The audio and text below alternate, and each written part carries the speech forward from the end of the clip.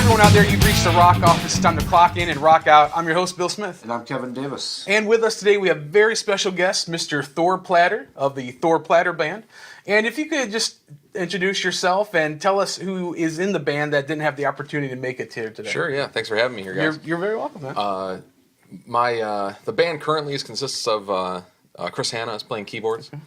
Billy Crompton plays bass for us. He played the bass on the album, and then drums on the album is Matt Knott, who's originally from Buffalo, and Brent Kirby played some drums on a few tracks. And so, but the band that I actually play out with revolves, and there's different people that I pull from the Cleveland scene, and based on who's available, and as I'm booking things. But Chris Hanna's a constant in it, and usually we do a lot of duo shows and then trios, and then just expand into the band. So very cool. Well, tell us a little bit about you. You're not originally from Cleveland, right? So maybe where do you hail from? I'm originally from Buffalo, New York. Okay. And I moved here about 5 years ago. I had a job opportunity, and we moved out. My wife and I, she was my girlfriend at the time, and we moved out here. And I really wanted to get out of Buffalo, but not in a bad way. There's great people there, and it's a great town, and it's just a little small. And I've always kind of we had toyed with the idea of going to New York City. We were looking at just anywhere. We just wanted to kind of go. So that was an opportunity that we got to move, and I'd always wanted to get to either the West Coast or Nashville or Austin. Okay. Something musically that I could go to, and Cleveland ended up being a great city to do that, and it's kind of Ohio is a great state to be in too. There's a lot of places you can go in Columbus and Cincinnati, Dayton. There's a great music scene in Dayton now. Yeah. So it's nice to be able to be a little more regional, that instead of being stuck in Buffalo. So. Right.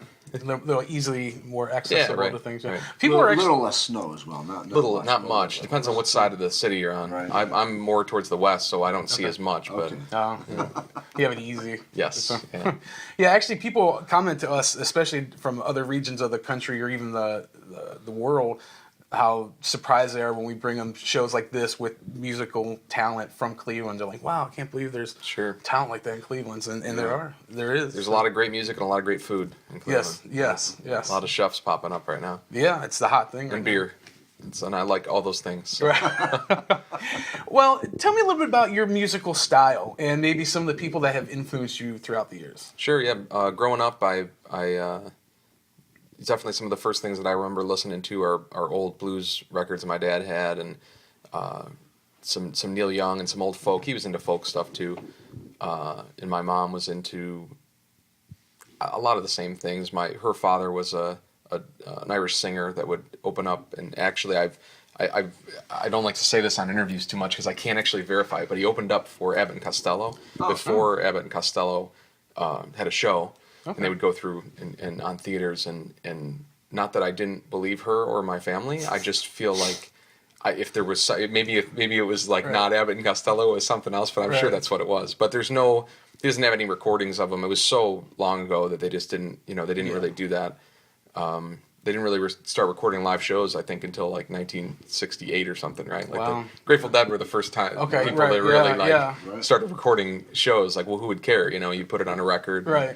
So I don't know that he recorded any records, but I think that's, my mom always says, where I get my vocal talent from, I guess. But so that was a lot of those old songs like Goodnight Irene and just traditional folk. Yes, absolutely, yeah. And then musically, I kind of would get in. My sister's 10 years older than me, and she had a stash of records. And when she went off to college, I kind of got into them, and different, James Taylor and Neil Young and Eric Clapton and stuff like that. And just musically, it made me kind of, I'd always, when I was a kid, I had a guitar. I mean, but I never really got into it. And right around the time I was 11 or 12, I actually focused on it and really took to it, and started teaching myself, and then wanting to go out and get lessons and really get better at it. And then when I remember how old I was, but I wanted to be Garth Brooks for about 6 months. That was kind of cool. I wanted the Well, hat. doesn't everybody? Yeah, I guess at some point in your life you do. But I wanted the hat and I wanted the shirt with the different quadrants. And Okay, nice.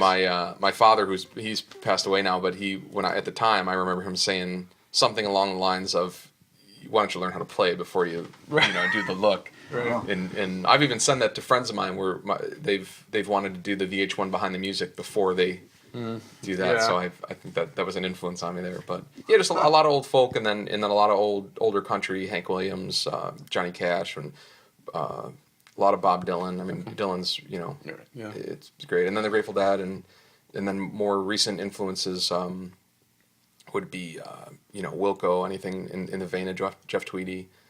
I love Amos Lee. I love. Yeah. I like a lot of Zac Brown Band. Zac Brown Band, I think I get compared to a lot. Okay. And I don't play Okay. any of his songs. Like any of the covers that I play, I don't play any of his songs. And I really like what he does, and he's got a great band. It's just a little too mainstream country for me. Right. Yeah. But it's really fun, and it's and I understand that, and they make a lot of money, so that's They're good players too. I mean, Absolutely, they're yeah. really good what they do. Yeah.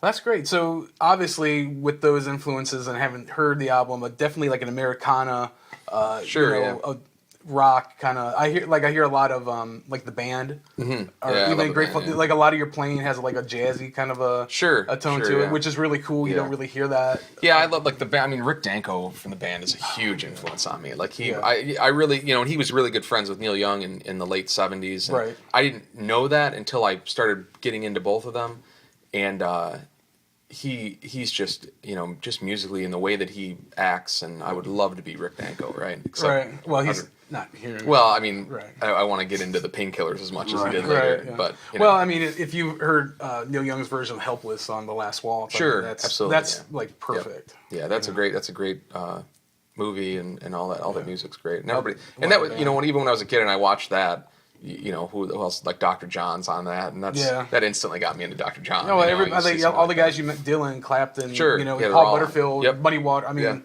Yeah. a lot of those guys. It seems like were influences on you. Yeah. Were in that. So. Absolutely. And they're my favorite band. Yep. So Yeah, and I would just absorb anything, any kind of music. I really, felt if it was on TV or if I was listening to it. I remember being even a younger kid and listening to is it Rick D's Top 40? Yeah. And I would yeah. tape it. I would tape it and Yes. listen back to it. And it was all pop, and it was all Madonna, and it was, Right. but it was music, and Right. I was just into it. Yeah, it just moved you at some even at that young age. Really yeah. listened to a lot of different stuff. But playing music, definitely, the singer songwriter would be my, anybody that was doing that is pretty much my influence. So. Cool. Awesome. All right, everybody. Mr. Thor Platter. Here's a little sample of what he does. Hope you enjoy. We'll be right back. Hi, everybody. My name's Thor Platter. You're watching The Rock Office, and this is a song called Open Up Your Heart. 2, 3, 4.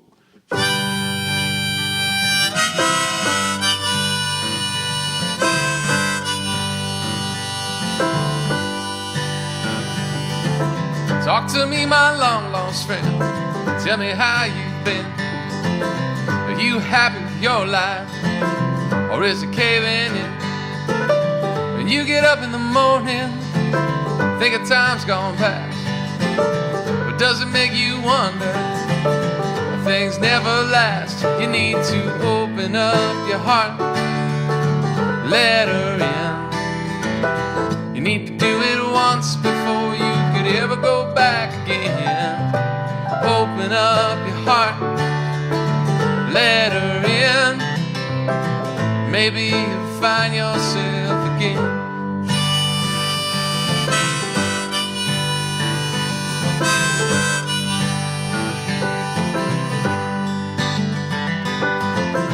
If you could do it all over, the new shoes on your feet, down the stairs out the house now, fix something to eat. All your friends staring at you and you look at time going by, but you're here in the moment and it's gone in the blink of an eye. You need to open up your heart, let her in. You need to do it once before you could ever go back again. Open up your heart, let her in, and maybe you'll find yourself again.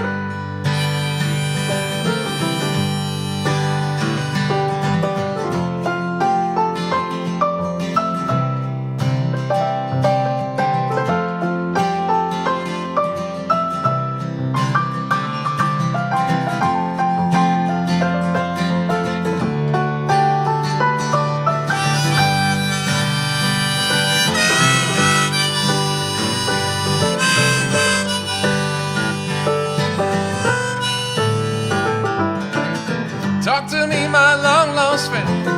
Tell me how you've been. Are you happy with your life, or is it caving in?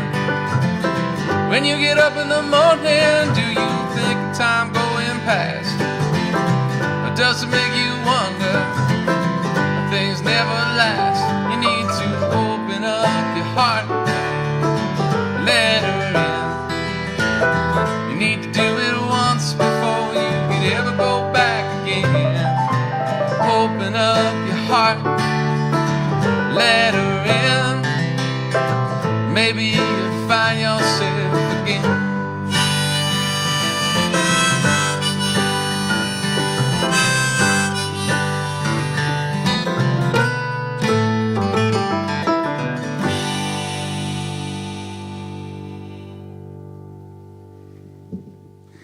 All right, everybody, this is Mr. Thor Platter, special guest on this episode of The Rock Office. There was a little sample of what he does. Hope you enjoyed it.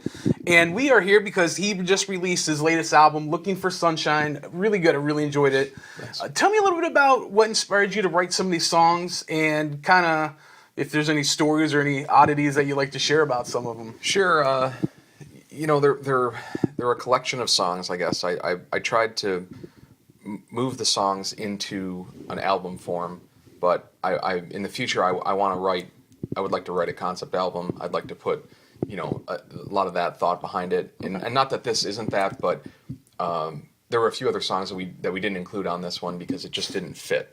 Right. So some of these songs, there's 11 songs. I think 5 of them were written in the past 2 years, and the other ones are older songs that have just, you know, been around with either different bands or just my solo stuff, and they've really kind of come into their own on this album. So. Last year I got together with Chris Hanna and played a lot of duo shows, and we kind of worked on some of the originals and, you know, moved them into a tighter fit with the band feel, and then we got Brent Kirby to play drums on some of the tracks. My buddy Matt that lives in Buffalo would come down, you know, every couple months, or I'd go up to Buffalo and we'd play some shows, and so he was familiar with a lot of the songs that were older too, and we just got everybody together and you know, started kind of going through the tracks and recording them and getting them to where I wanted them. Okay. So we didn't do as much in studio all at once as I would like to do in the future. Okay. I don't think that that's necessarily a bad thing. I mean, you know, it's not. We didn't use any auto-tune or really cutting anything like that. We did separate tracking for most of the stuff, but to get a sound quality that we wanted, I think that was the way to go, and not have me spend 2 weeks in a studio paying for studio time too. So no, that makes sense. Totally. So this is the first solo album that I've put out, so I really, you know, I just wanted to kind of get it out, get it in my, you know, exactly what I wanted, and kind of put that out there. Right. Because I've done some other work with other bands, so it's, you know, it's nice to have your name on it and be proud of it. So. Right. Well, I think you should be. It's a really great album. Some of the tunes are just amazing. So where did you record this album in?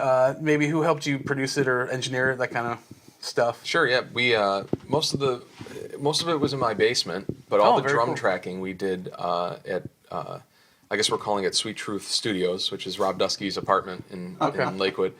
And it was he lives above a bar that I won't say which one. He not that, I mean, it's tough. There's 150 bars, but we ended up doing them really late night after, you know, 2 a.m. and recorded some drum tracks with Matt Matt Knott came in from Buffalo and did those, and then the tracks with Brent Kirby, we did at his house in Wycliffe or Willoughby. I always get those okay. confused. And, Everybody does. It's one and the so- same anyhow. Yeah, it's And then most of the other stuff was in my basement, and we had Chris Hanna brought the organ down there, and okay. we were able to just record that. And then I sent everything out to Magic Shop in New York City, Okay. who's a friend of mine, and he was able to mix it a little bit on a Nev console and a little bit on his workstation. Oh, cool. And he sent me back the mixes, and basically we had turned two different drummers into the same drummer, again without doing any auto tune or really Right.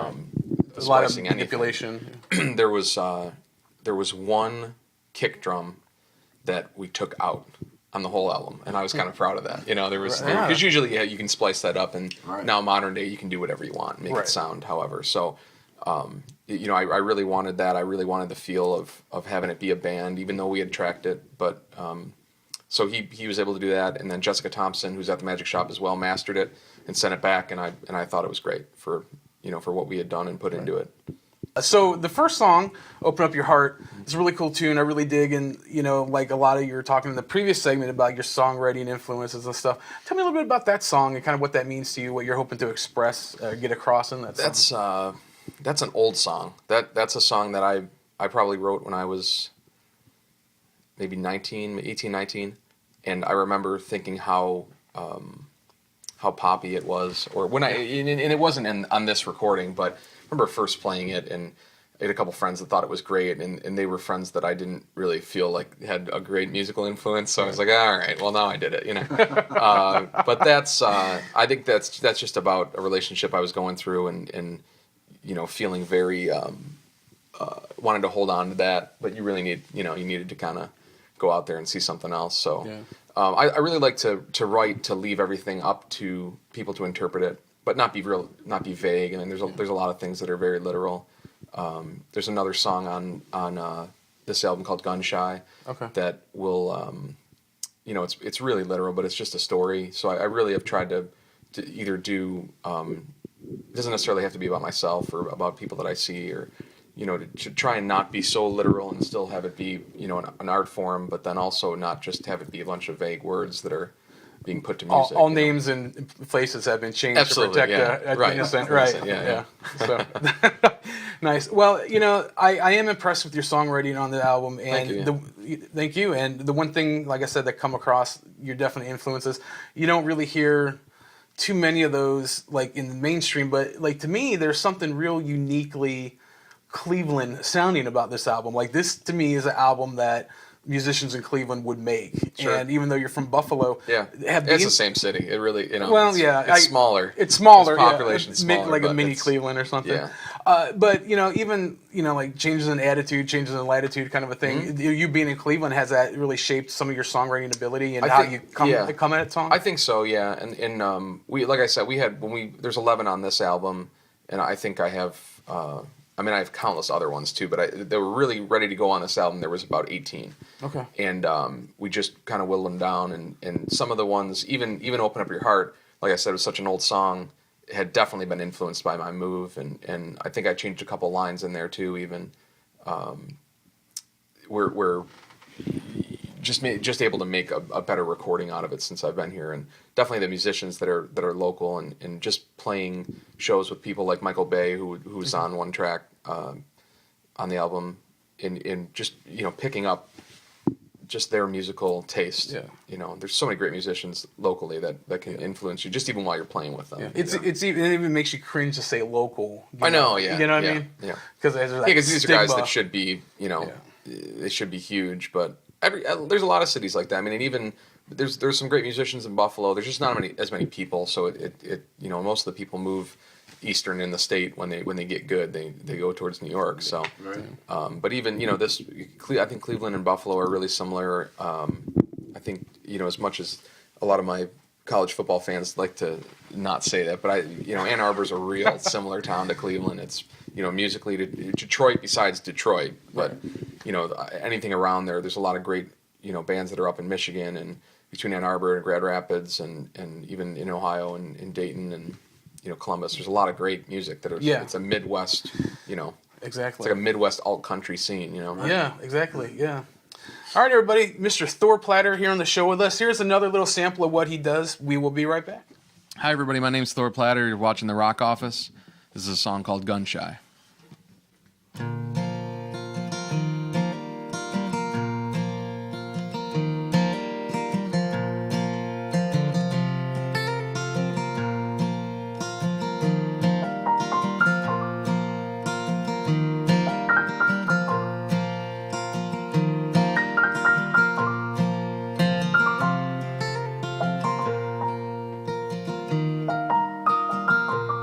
She's a little gun shy, and she can keep a steady eye to see what's wrong with her man.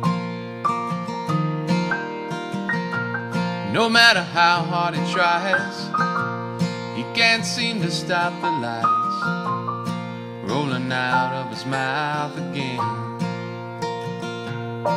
And it's hard to come home. These women won't leave you alone, and it's hard to explain to her again.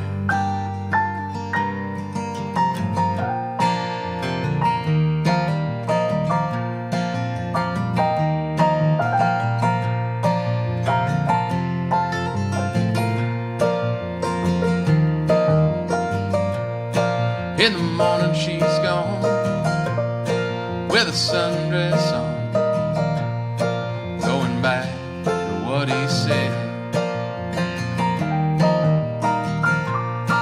Either waking up alone or a call on the phone from another bed. And it's hard to come home. These women won't leave you alone, and it's hard to explain to her again.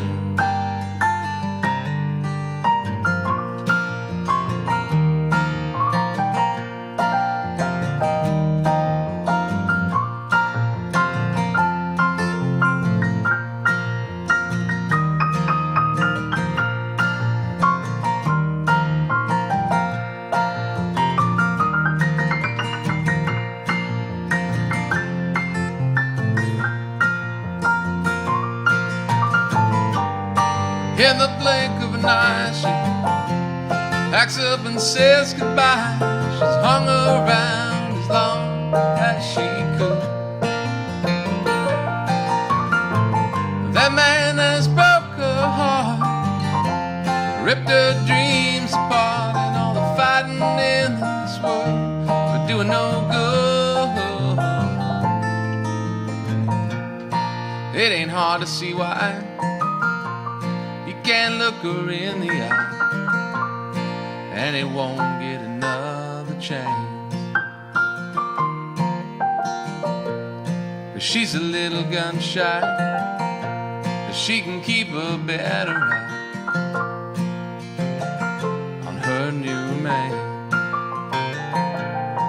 And it's hard to come home when these women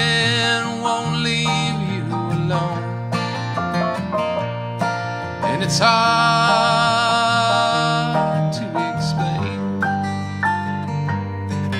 to her again. And it's hard to come home when these women won't leave you alone. And it's hard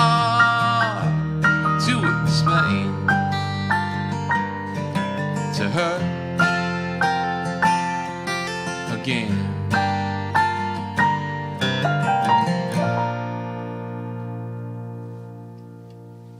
All right. Okay, and we are back. Mr. Thor Platter, a little sample of what he does. Hope you guys enjoyed it off his new album, Looking for Sunshine. So I have to ask you, and I'm sure you get this a lot, is Thor your real name, or are your parents really like into Marvel Comics or Norse mythology? Yeah, it's my real name. It's on my birth certificate. Oh, okay. And my dad was into a lot of mythology growing up. Okay. And he just always wanted to. I think he always wanted to name his son Thor. I don't know. I never really, he passed away in 2000, but he just was very proud of the name and wanted to go with it, and it stuck. So. Cool, man. Did they ever get you a big hammer when you were? Yeah, I've gotten several hammers over the years. I would assume so. That's what my dad's. Yeah, I have one on a keychain that Probably I never usually gets keep with old. me. I'm But sure it's fun. Yeah, right. Yeah, but There's he wields people- an axe. when the Thor movie came out, which again I didn't make any money off of, but Wow. I'd like to make that public. Right. Yes. Shame on you, I was Marvel. getting all those toys. Just people would just either drop them off at shows or my Yeah. house or Nice. something. Well, that's what I could picture. Probably just about every show you've got somebody who's like, There's a hey. Yeah. ham. Hey, have you got one of absolutely. these? I mean, they think they're being Yeah. original, but yet they, Right. Yeah, done it's a good. I mean, thousands of there was a. I used to be into wrestling when I was a kid, and there Yeah. was for like a was it? week there was a Thor in wrestling, and that was always my biggest thing. I was like, please don't let ever, because I was into the Hulkamania and all Right, that stuff. right. Please don't let there ever be a Thor, and there was for like a week, and he got killed off or whatever, and I was like, yes, That's great. So the movies came out, they did well, they did better than the Flash movies, so I guess that's a Right. good thing. Yeah. I don't know, and they Unless that's your middle name. I mean, yeah. no right, You're right. And, Thor Flash Platter. yeah, right. But and then when they were filming in Cleveland, I was minutes away from meeting Chris Helmsworth, which would have been That would have been epic. the best story to ever tell. That And I would've was been at a bar voluminous. and I left a few minutes before he got there. I could have easily bought him a beer and showed him my license and just said, "Hey man, I need to get a picture with you," Yeah. Chris, And I, you really because wanna I'm meet not, Thor? I don't really do that. I don't go up to celebrities. I could care less, really, But that would have That been situation, that would yeah. have been pretty cool, That would have been cool. Yeah. Top notch. You could have been on the cover of your next album. Maybe Yeah, I don't know. I yeah. probably Like- would have had to like pay him some Chris meet Marvel Thor money for that. So, Yeah. nice. So, your band's been playing for a little while now. You've been playing for a long time, as you alluded. Are there any musicians that you've had the opportunity to work with that maybe we have known, or have you got a chance to work with maybe some of the people you mentioned earlier? You look up to some of your heroes, if you will. Yeah, there's a lot. I mean, when I first moved to Cleveland, I went and saw Michael Bay play. I think either at the Parkview or Brothers or Savannah. It could have even been when he was over there still, and just not really thinking about it for a year or two, and then being able to play a couple duo gigs with him. And then I remember being in the middle of a gig. I don't even know where we were playing. We're just doing a duo. And I'm looking over saying, well, that's Michael Bay playing with me right now, and I'm going back a couple of years when I saw him play with Bad Boys of Blues, and and they were great.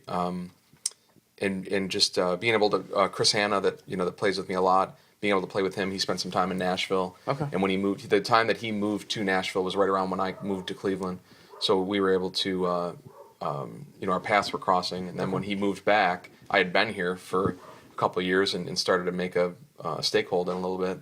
And we both didn't know who each other were, so we were able to kind of get together and play and mesh pretty well. And and he makes me a better player, and he plays good stuff, and he messes up sometimes, like everybody. Right, yeah. We're only human. Right. One question that we ask every guest that's on our show, we're really into physical music versus digital music, and that's kind of like a hot topic, in the music world today. Where do you stand? Do you prefer physical? Do you prefer digital? And I know it's kind of like a odd question asking a musician that's independent because the benefit of digital music. But for you, I mean, what's your personal preference? Where do you stand in this situation?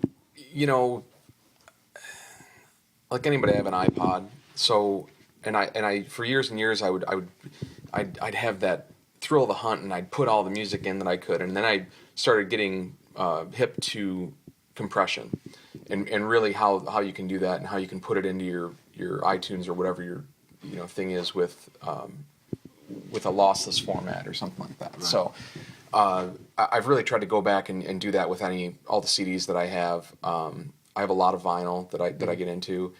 I feel like like my next album, I might just put on vinyl and do a digital download card, because I feel like at a show, people come up and they want to buy something that's tangible that they can hold, but they don't necessarily need a CD.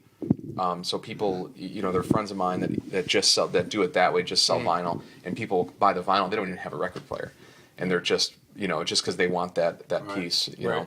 So I don't know. I mean, I like being able to access a bunch of music, but I realize the side of making the money, and I don't know. I kind of ride the fence a little bit, but I don't like the the really compressed music that you hear, that's just been compressed down into this MP3 format. It's pretty terrible compared to a vinyl or a lossless format like that. Right. Even CDs to some extent because they compress Sure. everything down from that quality anyway. Sure, absolutely, so, yeah. Yeah, we recorded Looking for Sunshine at 192.24. Okay. So, but even that on a CD, you can't put that on a CD. So Right.